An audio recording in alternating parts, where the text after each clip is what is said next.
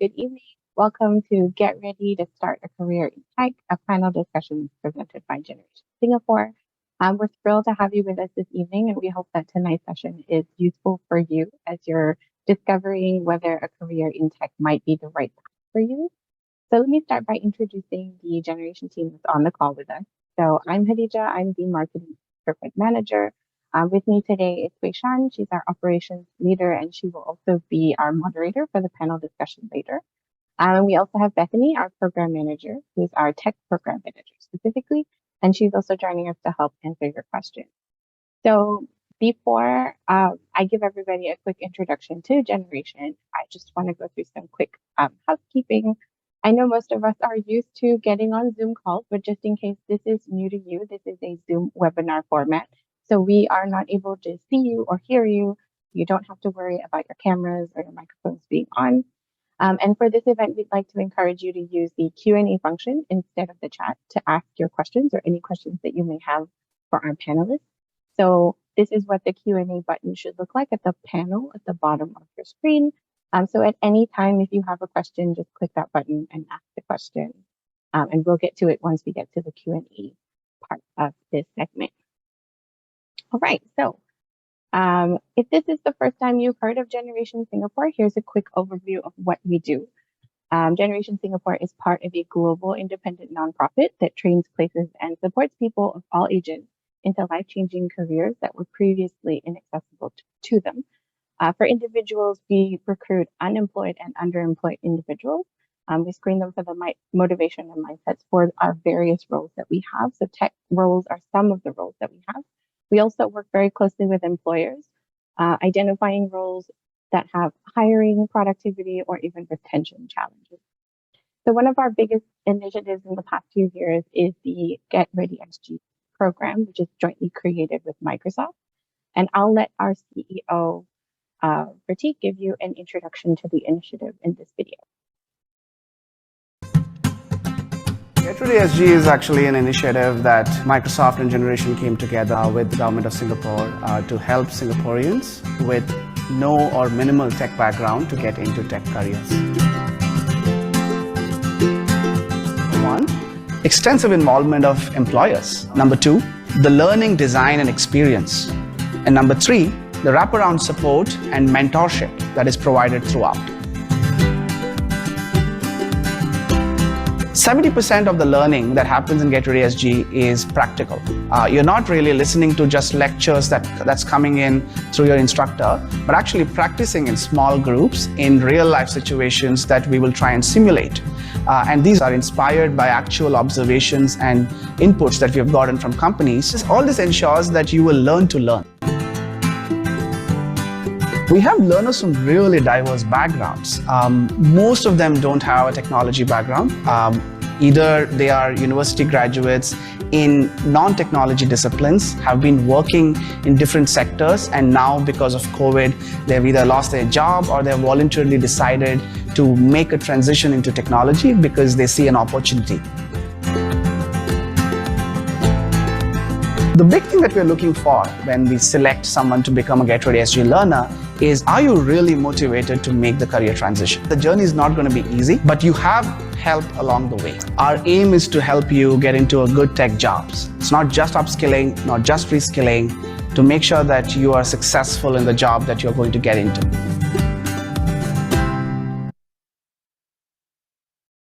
Right, so okay, you might be wondering about Generation's impact since we've been in Singapore.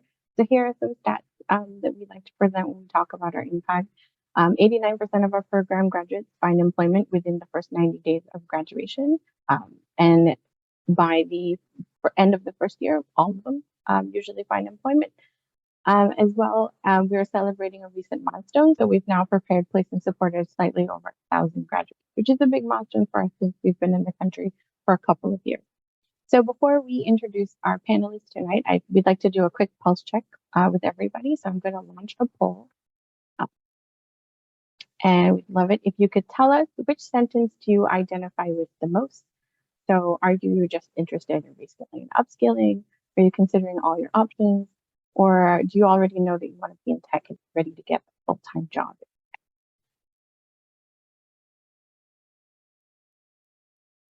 Great, I see a lot of responses coming in. We're just waiting for a couple more.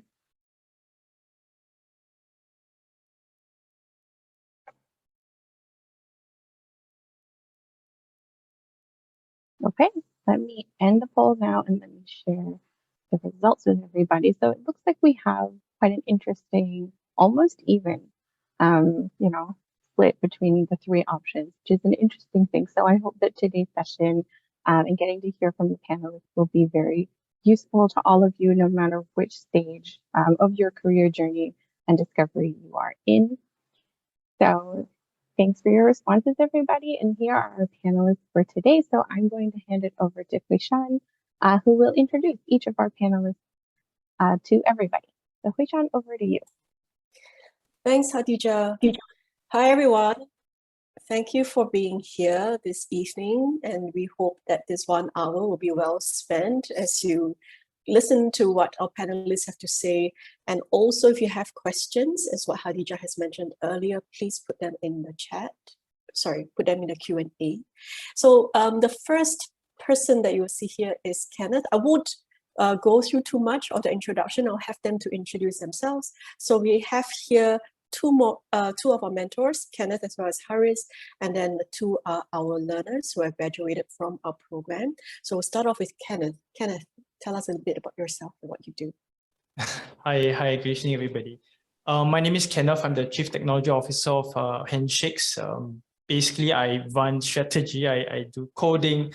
I have about 15 over years in software engineering, working in some of the big corporations like Microsoft. And yes, I've mentored a couple of, I think, 2 rounds now of generation. I really love it, just contributing back to society and hopefully, I guess, helping each one of you find a job in the tech scene. Thank you. Thanks, Kenneth. Yes, so he has been a mentor with us for 2 rounds already, and given his very tight schedule, given that he's a CTO, but we really appreciate the time that he's given to us as well. So next up, we have Haris. Haris, would you like to unmute and also introduce yourself?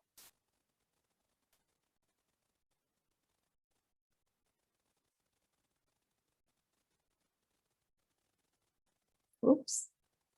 There we go. There we go. Hi, I'm Haris. Hopefully I'm finally coming through now. I've been a software engineer for roughly about 5 years now. I've recently, a lot of my engagement have been more on the leading a team. I've been a mentor with Generation as well for about 2 cycles, and also, but I've started mentoring through COVID itself. So roughly about 3 years of mentoring experience with Generation is one of the organizations I mentor with. Thank you, Haris. So thank you again for the mentors who are here with us tonight. You'll hear more about their experience later on. We'll move on now to our alumni. I shouldn't be calling them learners anymore. They have graduated from our boot camp. So we have first off, maybe we'll start with Amina. Amina, would you like to unmute and introduce yourself? Yeah. Hi, good evening, everyone. Thank you for having me here. I'm the graduate of the first intake of the SG United Mid-Career Pathway Program that was mid-March 2021. So I had a 3 months boot camp, and after which I joined Standard Chartered Bank as a business analyst. So I've been there for the last about 14 months. As a business analyst, I work with business owners, gather requirements, and work with developers to translate the requirements into the project deliverables. I transform data to be fed to the project and also perform end-to-end testing. Prior to the career change, I was with Ministry of Education in a totally different function, procurement, finance, and administration. And in terms of my studies, I actually I graduated with a Bachelor of Engineering, Mechanical Engineering. So it's quite diverse. That's all from me. Thank you. Thank you, Amina.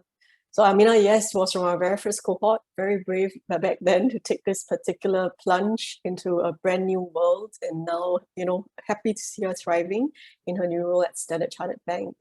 So last off, we have Xiang Long. Xiang Long, would you like to introduce yourself to the people here today? Yes. Hi, I'm Xiang Long. Yes. So I'm a very recent graduate from the program. So I've just secured a full-time role only very recently in 1 month for the last month, and I'm a father of two. With two very young children, and I have worked for about 9 years before I made a career switch. And previously, I was working in a bank doing client onboarding, and I'm a banking and finance graduate. So I make that leap of faith to do a career switch because I've always been looking for something that can satisfy me. I'm looking for something that I can help to, create something for the company that I work for and to problem solve. And my previous role could not really brings me that satisfaction. So I decided to do some research, and I realized that a full stack developer role will suit what I was looking for. And I decided that I will make that switch and join the bootcamp, the Generations Bootcamp. So, and then I successfully make that career switch. So I'm very grateful for the work that they have done for us. Yeah. Thank you. Thanks, Yang Long. We want to hear more of your stories as to, how did you make the career switch and how did you land your present job? But before then, I want to pose the first question actually to Kenneth, because Kenneth will have to make a hard stop at 8 p.m. and we have just about 15 more minutes this time. But from your perspective, Kenneth, as a CTO of a tech company, do you think someone who, say, for example, in the case of Amina and Xiang Long, how possible is it for someone like them to make a career switch into tech without any prior experience or any tech background? The answer is actually very possible. Before Generation, actually, we hired a couple of mid-career switches people as well. I'm a firm believer that, look, education gets you somewhere, right? Knowledge gets you somewhere, but actually what's important is the hard people put in. So I think it's not impossible, because everybody thinks, or at least the people around, right, think that technology is difficult. There's a lot of things that I don't know, but I believe with Generation and the people here, if you're keen, you're interested, actually the switch is very much possible. It's a lot about the heart, how much you're willing to put in, how you understand the concepts. And I've seen many others, I think, in the industry having moved from industry to industry, and it took them years before they mastered the craft. But once they do that, they actually fly quite high and quite far. Great. So I hear the thing about they have the heart, right? And maybe to hear from Xiang Long, what would you unpack that word heart to be in your particular instance? I would say that you really need that passion to drive you through learning this very technical subject. I think comparing certain fields elsewhere, full stack development or tech related roles are very technical. So you need to put in a lot of hard work and passion into learning.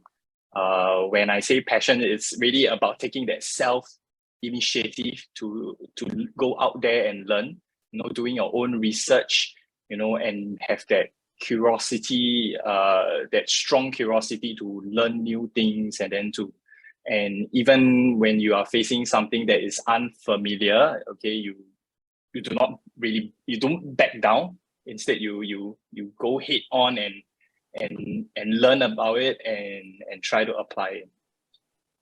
Nice. So I hear proactiveness, excuse me, I hear resilience, and I hear curiosity, right?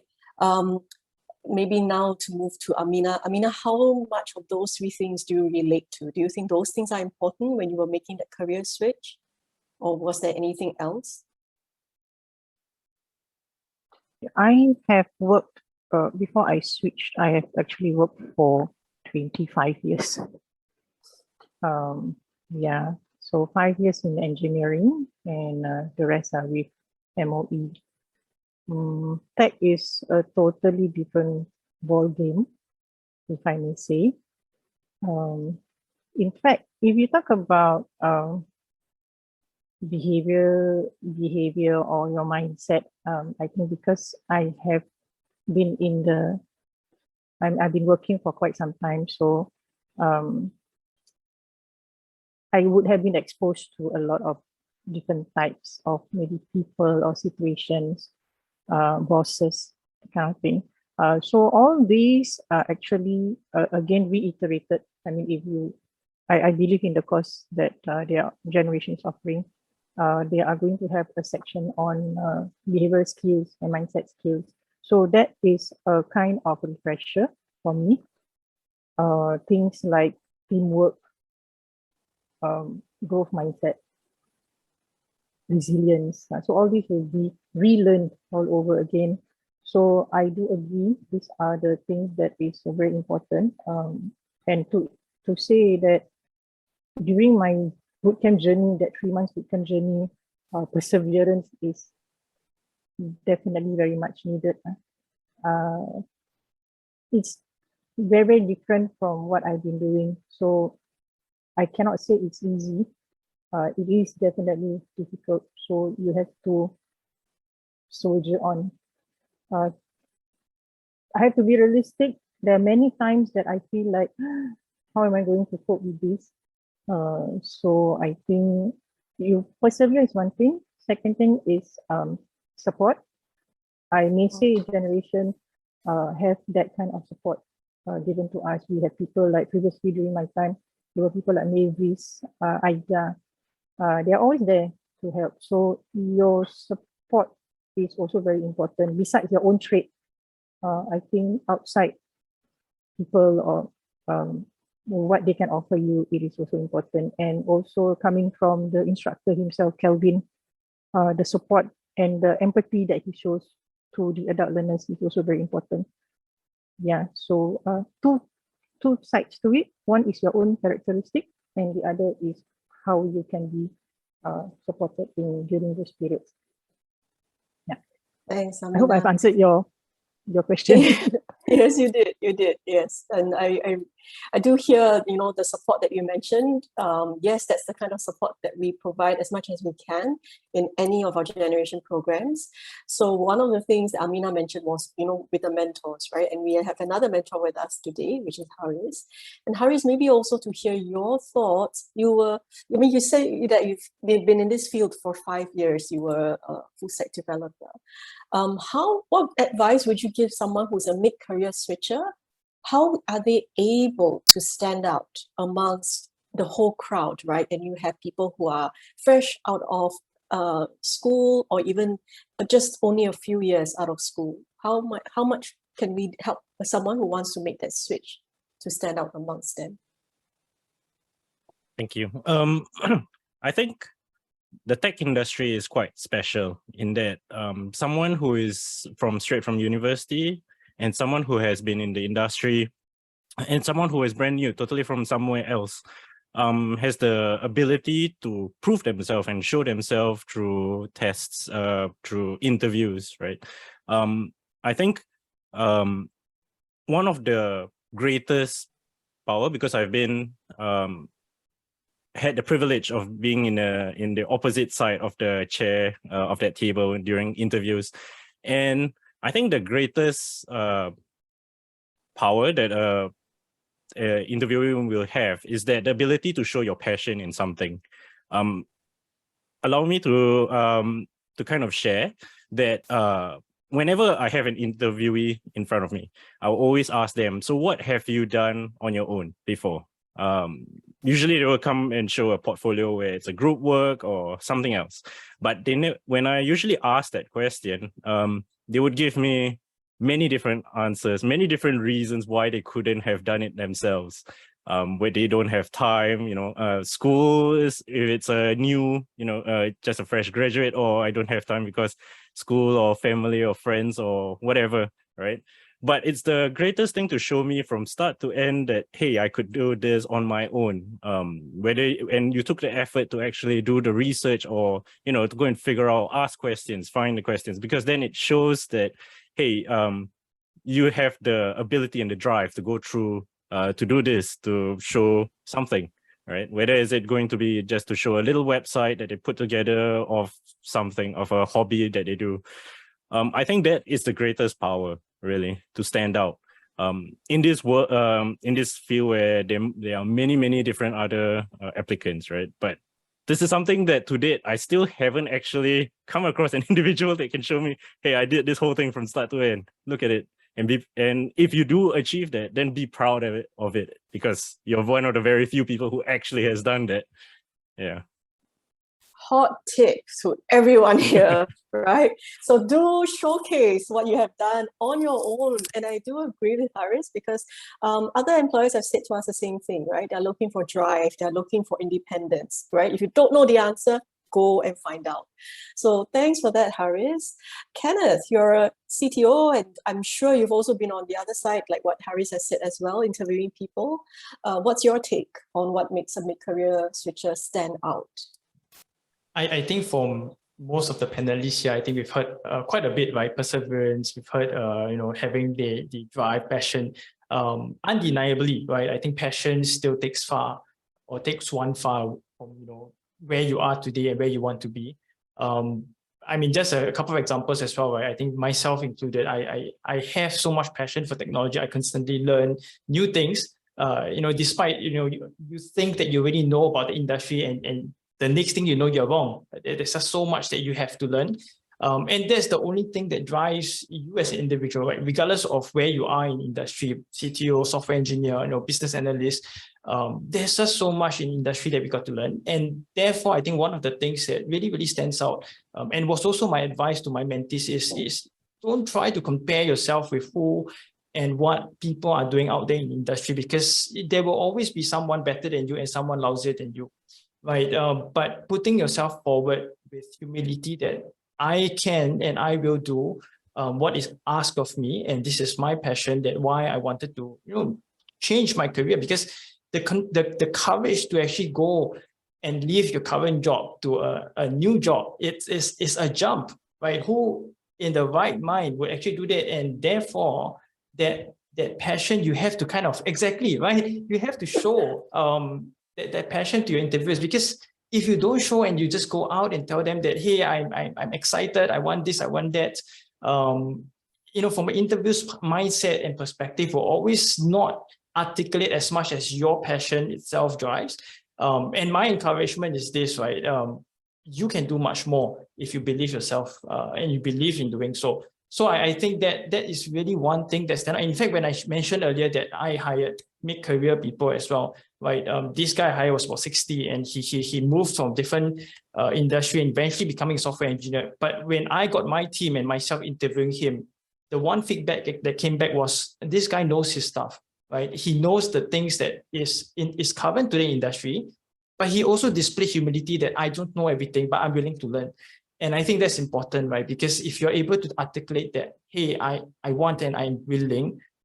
Look, I mean, employees like us, we're more than happy to train. We know and we can expect time is needed and to give for you to kind of learn and grow. But most definitely, I think that would be the right choice and the right investment. Thanks, Kenneth. We hear again, the reiteration, right, of like really showing the drive, showing the passion in wanting this particular role. I think that will make you stand out. But maybe also to Xiang Long as well, because Xiang Long actually found his new role, the role that he's in, on his own. Xiang Long, what did you do? Did you do anything special to make yourselves, try to be memorable in front of the interviewers? Yes, I think that it goes back to the point about taking initiatives.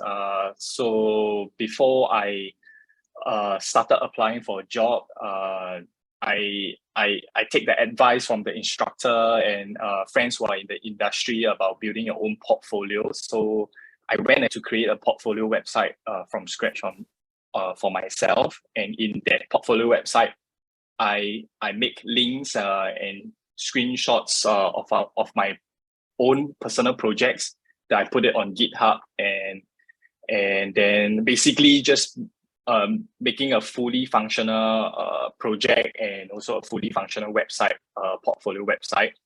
And then I speak to my friends who are software engineers about how do I stand out. And he basically said that for a mid-career switch, whereby you do not have, even though you do not have the direct technology tech related experience, and you are being kind of compared against fresh grad who similarly does not have working experience, okay, but what stands out is that I have the soft skills, I have the experience that I accumulated over the years that allows me to kind of work more efficiently than my peers.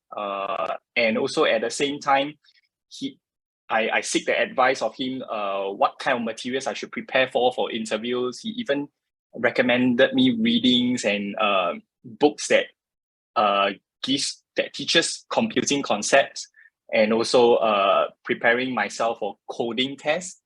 So I went ahead and did a lot of homework on that. And when I begin my job hunt within the space of 2 weeks, I had several interviews, and very lucky. Of the interviews I went at the end of the 2 weeks, I had 3 offers. So that gave me a lot of encouragement, and also it signals that there is demand for technology roles outside in the market. One should not really worry about whether it is difficult to find job, but more like how do you make yourself prepared, and stand out in your CV. And all these I get all this help from the bootcamp, where I attended all this workshop, preparing how to write CVs, how to prepare interview, so there are resources out there in the bootcamp online. What makes you different from other people is, do you have the initiative to go and read up, go and take the extra time to do up your own portfolio, the extra time to practice coding tests, and so that you will stand out among the other candidates. Thank you. Thanks for that, Xianglong. I mean, we're really happy for you, the fact that you have all these offers lined up. But I also hear how much proactiveness that you had, right? You really went out and you did so much to make sure that you are well prepared. And I think that's the key, is the preparation that went into it. I want to maybe switch gears a little bit. We know now, hearing from all the 4 of you, that it is possible to do a mid-career switch in tech. And of course, some of the things that you might want to ensure that you have in place, right? Soft skills and of course, preparation. But along the way, there would have been challenges, there would have been pitfalls in your journey. And maybe now to switch to Amina. Amina, if you could tell us, what were some of the challenges you faced in the bootcamp journey? And then maybe perhaps also during those challenges, what were the things that, help you to pull through?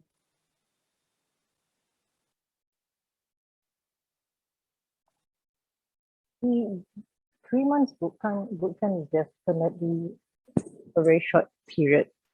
There's a lot being crammed into that 3 months, and a lot of things are very unfamiliar and alien. Yeah, so as I mentioned earlier, I think you have to build support from various directions.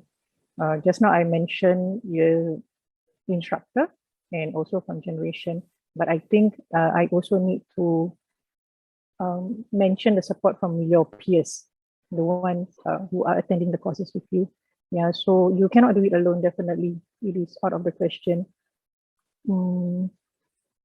You have to keep pace, definitely. You cannot hold things like, oh, tomorrow then I'll do, or the day after then I'll do. It will just pile up. So I think you have to keep pace with the learning, and also do your best in trying to understand. Many a Yeah. times, I'm not trying to scare. Many a times you will see, these are all really, really new. But again, if you want to put in effort to learn, do your own homework, attempt the exercises that is being given, you will be able to understand, because that's what happened to me. Things like SQL, Python, wow, these are all really very, very scary terms. Eventually, I managed to enjoy, though a little lesser of Python than SQL. And again, you cannot do it alone. You need to have people to work together with you, your team, because when you go through the bootcamp, they will divide you into various teams, people of 5, a group of 5, that kind of thing. So you will need to create a close-knit family sort of with these people. Yeah. When it comes to the work itself, when I'm with SUB, everybody talk tech lingo. So in that sense, you have to move with the flow. Just look forward. Yeah.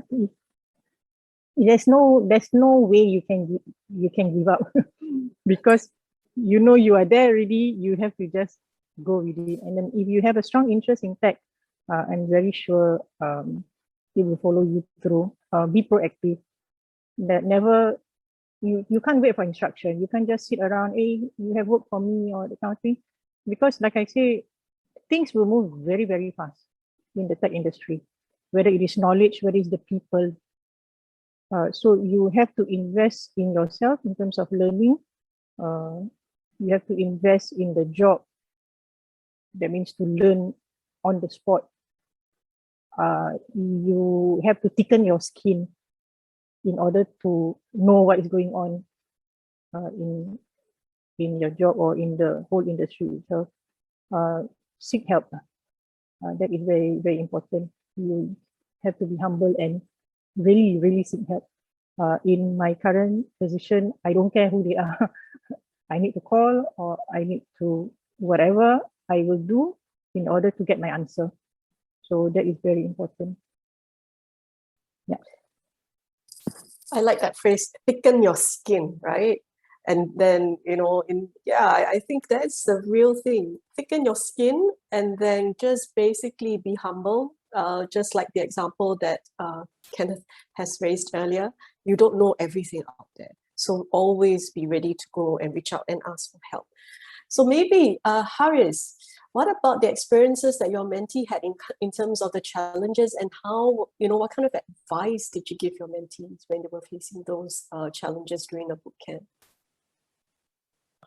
I think so I had the privilege of being a mentor of people from a wide range of ages, from those who are freshly graduate and going through this new world of career, and also people who are mid-career and switching.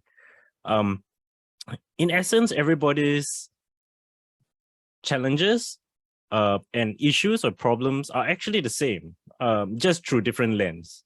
I can give you an example. On one hand, one person's worry is that, hey, I'm very young. My boss I don't know much about my work, and my boss is or supervisor may think that I'm kind of dumb. I don't know anything, right? And then if you would flip on the other end, my boss is younger than me, and what he thinks about me, does he think that I know more than him, and it will add friction to the problem. It's just different. Everything is just, it's actually the same problem, but it's just through different lens. I think it's trying to understand and pushing through all of these issues, or they might not even be problems, but things that people bring up, that you bring up in your head, and you think it's a concern, whether is it because of cultural reasons, or whether is it because of innate, beliefs that intergenerational cannot work together, things like that. I think in tech, generally put all of this aside and we just work together. In the end, the outcome and the work is the most important. All of this other stuff is actually just noise. Yeah.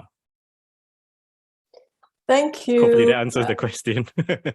Yeah, I think it gives perspective, right? Like just basically hunker down a little bit more, focus on what's important. I mean, your energy, right, needs to be preserved for things that are more important. So do take care of yourself, and especially I think during a boot camp, like what Amina and Xianglong and of course the mentees of Haris will attest. It's not easy. It's a steep learning curve. It's very intense. So you really have to make sure that you do self-care along the way. So we're going to move to Q&A, but before we move to Q&A, if there is any other, advice like Xianglong or Amina, would you, one thing, if you could tell anyone who wants to make a career into tech as a mid-career, what's that one thing you would say to them as a piece of advice? I'll go first then. So that one thing that I would give is that you have to ask yourself whether you have that passion, and to I think one way to find if you have that passion is to see that, do you love to do problem solving? You like to solve problems? Do you like to go that extra miles to tackle hard problems? And if you have that passion, okay, no matter how difficult that course is or how difficult things can be, your passion will pull you through. Your passion will drive you to find answers, okay? Be it talking to people, finding answers online, okay? And putting that extra hours after classes, okay, to do up projects, okay? That passion will bring you far, okay? So that's really my advice. Thank you. That's really good. Good advice for everyone here. Amina, what about you? What's that one advice you would?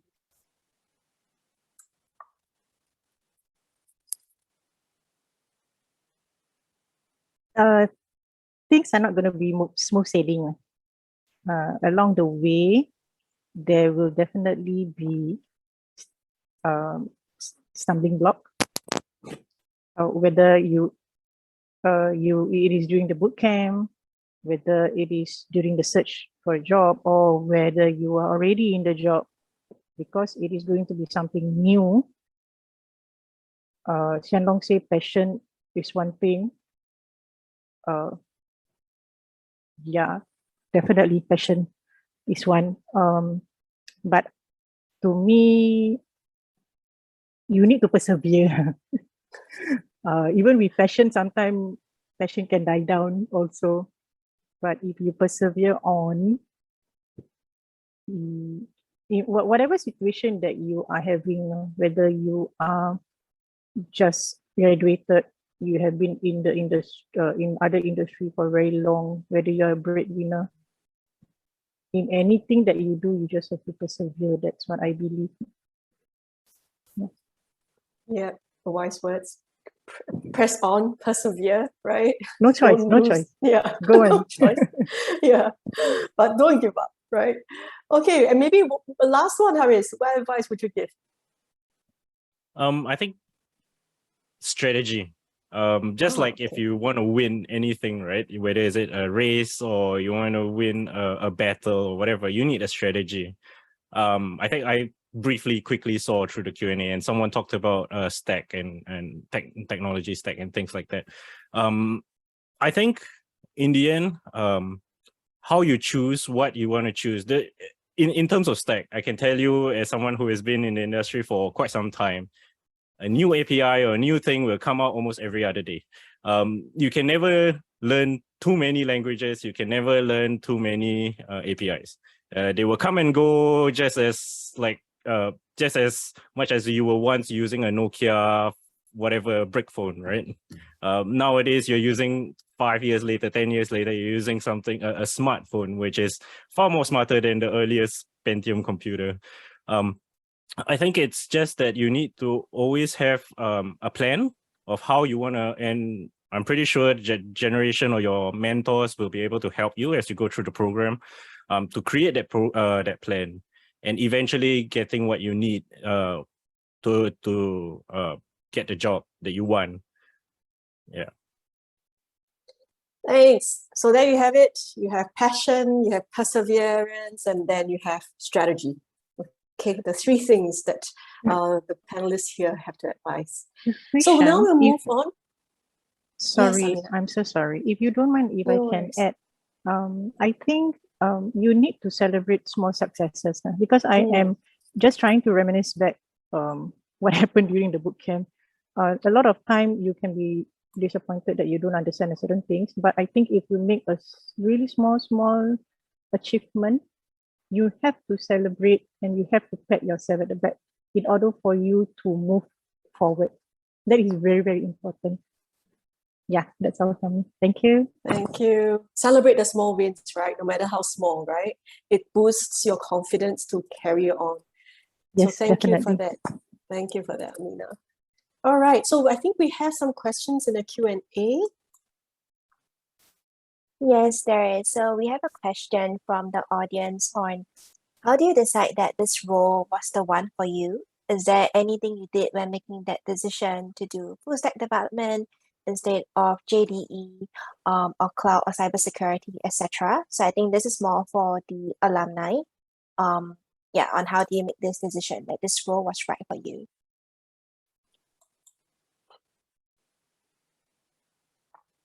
Amina or Xianglong? Okay, I'll go first. For me, because I have been dealing with data, even in finance, I like mathematics. So when I joined the data engineering course, it seems like a nice transition. I'm dealing with bigger data, and I don't mind looking at numbers rather than looking at humans. Dealing with numbers is much easier, I guess. But now as a business analyst, I have to deal with people. Yeah, so that's what makes me move towards data engineering instead of full stack. Definitely full stack was also offered that time. Yeah, so that's how I choose. Thank you. And Xianglong? And for myself, yes, I when I was doing research, I was choosing between being a data analyst or being a full stack developer. But and what I did, the strategy that I use is that I always dabble into things first. So what I did, I signed up online courses, some very, very short 1 week kind of course, okay, to find out if I'm interested. So I will just do a little bit of a small tutorial on that particular subject. For example, for data will be data science, and then for full stack developer will be web design, okay, learning about JavaScript. So I had a little bit of a hands-on experience on these two sides of the technology. And then what stood out for me is that I like full stack development. I like web development more because there's lesser dry topics on mathematics, you know, like hypothesis testing and so on. I'm not really into that, but I'm more into process improvement. Okay, writing codes that can bring efficiency in the software, in the program. So somehow that I got hooked on that. So that's why I choose that I decided that full stack developer would be right for me. So I think that the key thing here is that dabble a little bit. You don't have to jump 2 feet into the deep water, but dabble a little bit, and then you have a glimpse of it, and then something might deep in you will tell you about it. That's great. So at least know what is the role about, right? And then find out what you'll be doing on a day-to-day basis. So like in the case of Amina, she knows it's about numbers and she likes data, so that's fine. And then for Xianglong, it's about problem solving, and that's what he likes as well. So it helps if we go and find out the day-to-day tasks that the role will do. All right. Next question. Yeah, so the next question is for all panelists. Do you think on top of the relevant courses are certifications necessary? So maybe the alumni can share first from your perspective, and maybe Haris can also share as well.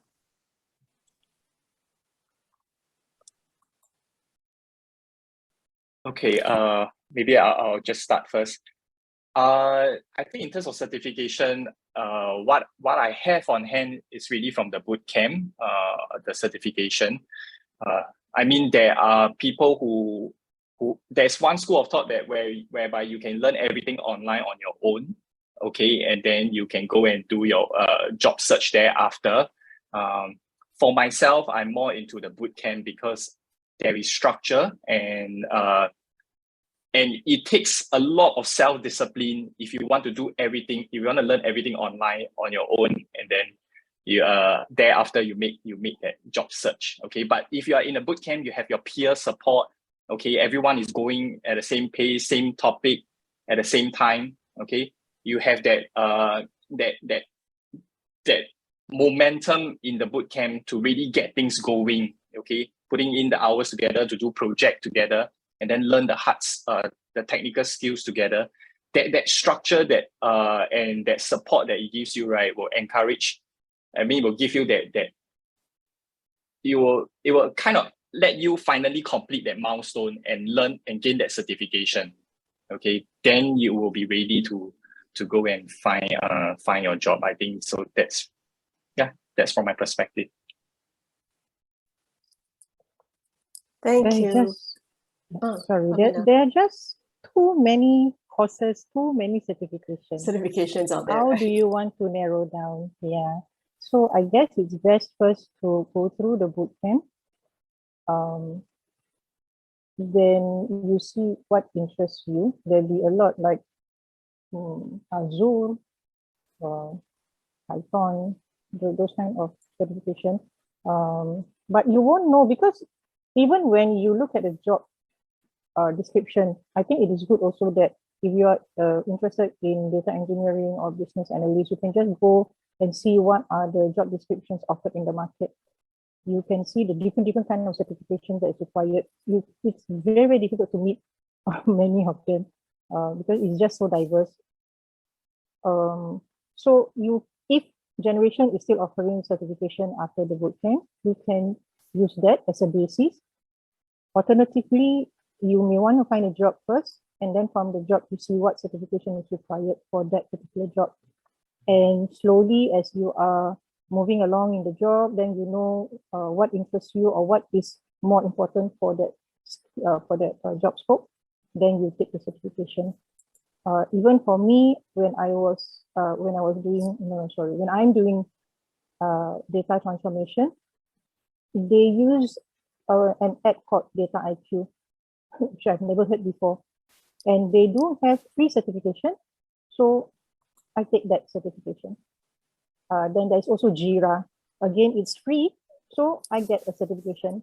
So when you are there, then you know what is needed. Otherwise, it's just too many for you to narrow down. That's how I feel. Thank you. Thanks. Yeah, I think so too, right? There are so many things out there. Sometimes you might not know what is it exactly that's needed. And on that same note, right, looking through the questions, and maybe this question is for Haris as a software developer right now, and been doing this for quite some time. A few questions with regards to like qualifications. Haris, what's your take on people who say things like, "Oh, I've only got N levels," or I've only attained a certain qualification? I think I'll answer the first question with them first. Regarding the certification, I think there are many different certifications. There are individual from the company itself, whether is it Microsoft or Google for Google Cloud, Microsoft Azure. I can list out a litany of different software and different APIs and different applications out there, right? I think it comes back down to what I originally talked about, that point about strategy. If your goal is to become a cloud support or a CLT program, then you have to look into every one of these and see which one you want to specialize in, whether is it in Google Cloud or Azure or Firebase or whatever. whether there because there is many. and this is just the only three that we know of in Singapore. There's also the Alibaba Cloud, etc., etc. This list can go on. I think is to, once you actually take a couple, and then if this is what the area that you're interested in, then you start to realize there's a pattern. For example, if you do foundation cloud in Azure, and then if you do AWS or Google Cloud occasionally has free certifications as well, and you tend to realize that there is a pattern, and eventually all of them are roughly the same. It's the foundation of what you master is the most essential, whether you take certification or whether through the generation program or any other program out there. What is most important is actually the experience. So I'm rounding back to that question of whether whether O levels or N levels and stuff. Experience is really important. And how do you gain experience is to build that portfolio we talked about earlier. Whether you do those activities on hand and you try them out, or you reach out in a structured manner through a course, or you do using those free resources available online. Eventually they build experience, and this experience is as an employer or future employer who is interviewing you would then see all of this pattern that starts to emerge, right? I feel like certifications itself as like I guess a top tip, since this question came up. It really depends on what area that you are most interested in. For example, like I cited the example of the cloud.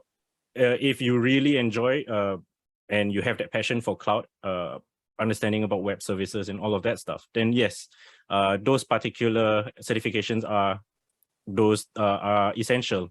Well, I wouldn't say essential, because eventually, generally tech certifications also expire. So even if you collect like 20, decide to do 20 today, those same features may be deprecated, upgraded, or removed in the next 2 to 3 weeks, right? So that's why they always expire within every 1 year, 2 year, 3 year cycles. And you then have to take that certification again. And so you go into this never-ending loop of certifications and taking courses. And that is also what makes tech industry both challenging and also fun and exciting, because you will constantly have to upgrade yourself. You constantly have to learn new things, because there'll always be new things that coming up. For example, UI, UX or AI or machine learning jobs, you would have never heard of them 5 to 10 years ago. And suddenly today you're hearing it every other day: data science, data analytics, all of these jobs. They are a constant cycle in technology. And so just to be in this space, you actually have to have that will and that innate curiosity to constantly learn new things and understand new things. Yeah. Hopefully that wasn't very succinct, but yeah. No, that's fine. I think that's quite a bit of details with regards to certification. But bringing you back to the question, educational qualification, is that a concern? I think I kind of covered it, but I think it's not essential. In the end, because of how the way the technology industry works, is that if you manage to get a seat opposite employer and you're trying to interview for a space, they would go through specific tests. They would make you, they would go through code tests or interviews or whiteboarding sessions to kind of understand whether you know your stuff. What happens beforehand, whether you're from a medical industry or whether you're from education, or doesn't really matter in the end, what background you're from. As long as in the end you could deliver and do the job, that is the most essential part of it. Yeah. Great. So this is good encouragement to the people here. If you think that you are only of a certain education background, employers may not see that as something that's a deal breaker. So they do want to see other things, right? And a few of the things that have been mentioned today. So we have about just 4 more minutes left. I want to ask my teammates, do we want to answer the other questions that are very much, I would say, tied to the administration and logistics of the program? Or do you think we can, ask one more last question to the panel. I think a great question. I think for the sake of time, we can answer the program specific question later on. I think one more question that would be good to have, since we have Amina and Xianglong with us, is if they could describe their bootcamp experience. So like the day to day, or like what you did in a week. I know you might have to think back to that experience, but maybe if you could paint a picture for the attendees of what that looked like.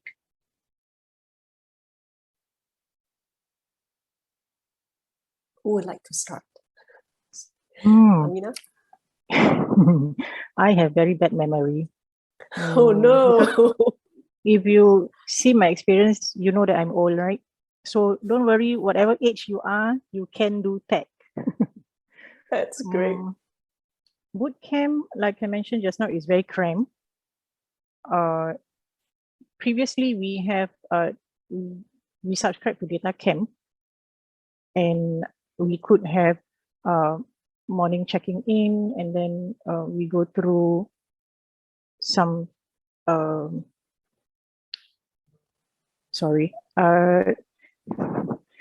I can't find the word, sorry. I mean, you go through the syllabus, and then in the next session, you'll be going through the data camp to do your own exercises. Afternoon, instructor will check in what you have done, and probably another session of data camp. So we had quite a lot of behavioral skills session during the first intake, but we have actually given quite a lot of feedback, because we feel that there is a need to have more technical based sessions instead of those skills, what for that mindset skills. Yeah, so I'm not sure for the coming syllabus how it's going to be, but then we had, I think, about 3 days of data camp exercises. So morning, afternoon, that kind, and then if there's a project, then we have to do a presentation. Yeah, so it is packed. That is what I can remember. Yeah, so if you can add to that. Right. Yeah, So, and to add I on, agree. so to add on, right, for data engineers, we provide data camp. So that's a platform that you can go to do your own learning. So that's asynchronous learning. Before then, you meet with the instructor again to ask any questions that you have. And then Xianglong will now share his experience during the bootcamp as well. Yeah, so I definitely agree with Amina about the bootcamp being very intense and very cramped. There's a lot of topics and programming language to learn for a full stack developer. Mainly because it is full stack. It means that there is front end programming language to learn, and there is the back end server side language to learn. So what the typical day I went through is that right in the morning at 9 o'clock, there'll be attendance taking, and then after that the instructor will go straight into the syllabus. Okay, it is fully virtual for my batch, and then she will run through the topics, and there is also demonstration, live demonstration on the exercise, on the concepts. And then in the afternoon, there will be more topics also.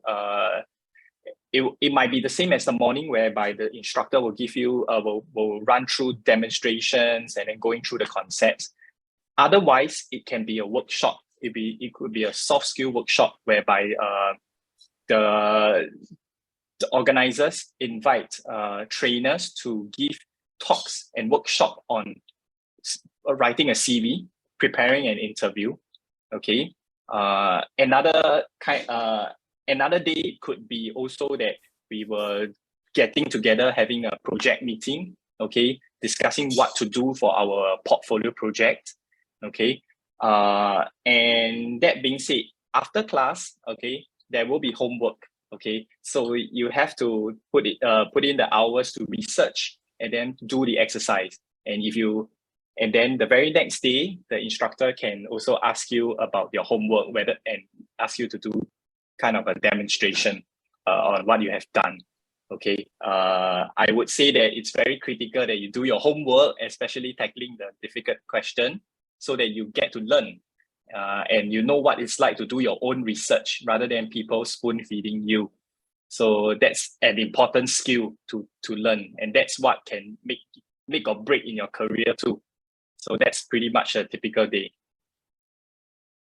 Thank you. And I will say this as well. I'm quite sure Haris will attest to it, and of course, Xianglong and Amina having, started their jobs. The boot camp's intensity is also meant to mimic what real life work is like. It is that intense, almost on a day-to-day basis as a full stack developer or as a data engineer. So it's meant to mimic that in terms of the pace, so that it helps you when you are launching your job into that tech career, you kind of ease into it, knowing that this pace is something that you've been, doing this whole time. So I hope that answers the questions. I know that we are at time, and we're in fact 3 minutes past. We want to thank you for all your time to the panelists here, Amina, Xianglo, and Haris, and anyone here who has, joined us for the past 1 hour as well. Thank you for being with us. We hope that this has been, extremely helpful for you in trying to make a decision. I think Khadija has mentioned there are a few questions we have yet to answer and we weren't able to, but we will reach out to you via email and we will be able to help answer those questions. And if you do have any other questions, I think you can go to Generation website. You'll see that there is an email there as well. So do keep those questions coming. I've got nothing else. Is there anything else from my team, Beth and Khadija? No, we're good. We're all good.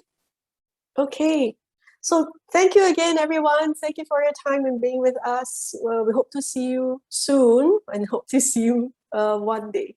All right. Good night, everyone. Have a great evening ahead. Thank you. Bye-bye. Thank you. Bye. Thank you, everybody. Thank you. Bye-bye.